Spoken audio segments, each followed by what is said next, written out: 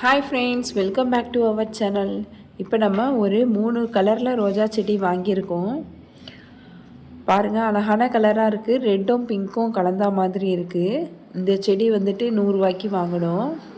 இது அழகான pink colour. இந்த செடி 50 ரூபாய்க்கு வாங்கினோம். பாருங்கள், சூப்பர் பிங்க் கலராக இருக்குது. நல்ல பன்னீர் ரோஸ் கலரில் இருக்குது. இன்னொரு செடி காஷ்மீர் ரோஜான்னு சொல்லி கொடுத்தாங்க. அது என்ன கலர் பூக்கும்னு தெரியல. பூத்ததுக்கப்புறம் தான் தெரியும். இதை எப்படி நட்டு வைக்கிறதுன்னு பார்க்கலாம். ஃபஸ்ட்டு வந்து க்ரோ பேக் எடுத்துக்கலாம். நான் வந்துட்டு 12க்கு 12 க்ரோ பேக் வாங்கியிருக்கேன். க்ரோ பேக்கில் கொஞ்சம் மண்ணெல்லாம் அள்ளி கொட்டிட்டு தேங்காய் நார் இருந்துச்சுன்னா அதை போட்டுக்கலாம். என்கிட்ட அவ்வளோவா இல்லை, கொஞ்சமாக தான் இருக்குது. சரியாக போயிடுச்சு நிறையா. அது இருந்த வரைக்கும் கொஞ்சமாக அதில் சேர்த்துருக்கேன். இதுக்கப்புறமா இந்த பிளாக் கலர் கவர் இருக்கும்ல, இது வந்து நம்ம பிரித்து எடுத்துடலாம். இப்போ வந்து சென்டரில் இதை வச்சிடலாம். இந்த செடியை வந்து நம்ம வச்சிடலாம். வச்சுட்டு கரெக்டாக சென்டராக இருக்கான்னு பார்த்துட்டு சுற்றி மண் அள்ளி கொட்டிடலாம். நல்லா அந்த கீழே இருக்கல அந்த செம்மண் மாதிரி இருக்கும், தொட்டி மாதிரி, அது வந்து ஃபுல்லாகவே கவர் ஆகிடணும். அந்த அளவுக்கு வந்து நம்ம மண்ணை போட்டுக்கலாம். இப்போது வந்து சுற்றி மண்ணை எடுத்து விடலாம். 10 இல்லை நமக்கு மண். இன்னும் நல்லா அந்த வேர் மூடணும். அது வரைக்கும் நம்ம நல்லா மண்ணை கொட்டிடணும். இப்போ வந்து ஃபுல்லாக கவர் பண்ணி மண்ணை வந்து கொட்டியாச்சு. நம்ம எப்போ செடி வச்சாலும் உடனே தண்ணி ஊற்றிடணும்.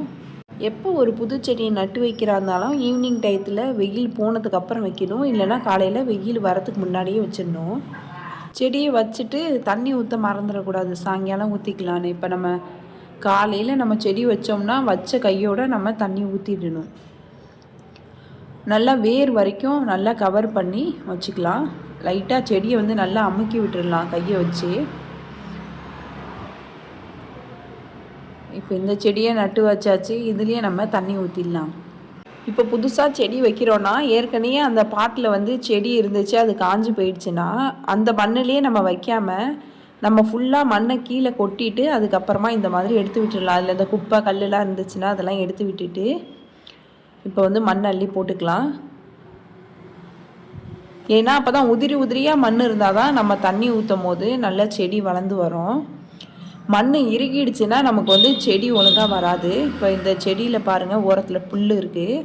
அதை இப்போவே பிடுங்கிடலாம். ஏன்னா நம்ம தண்ணி ஊற்றினோம்னா அதில் உள்ள சத்தெல்லாம் அந்த புல் எடுத்துக்கும்.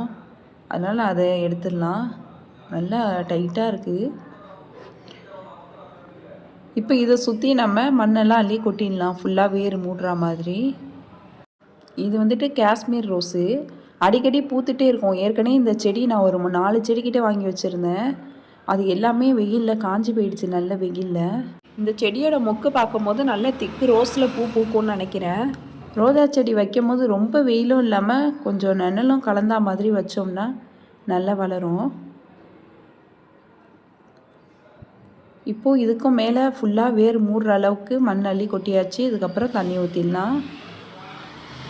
பக்கத்தில் பாருங்கள், டிசம்பர் பூ, சங்குப்பூலாம் பூத்துருக்கு. இந்த வீடியோ உங்களுக்கு பிடிச்சிருந்துச்சுன்னா லைக் பண்ணுங்கள், ஷேர் பண்ணுங்கள், கமெண்ட் பண்ணுங்கள். மறக்காமல் சப்ஸ்கிரைப் பண்ணிவிடுங்க. தேங்க்ஸ் ஃபார் வாட்சிங்.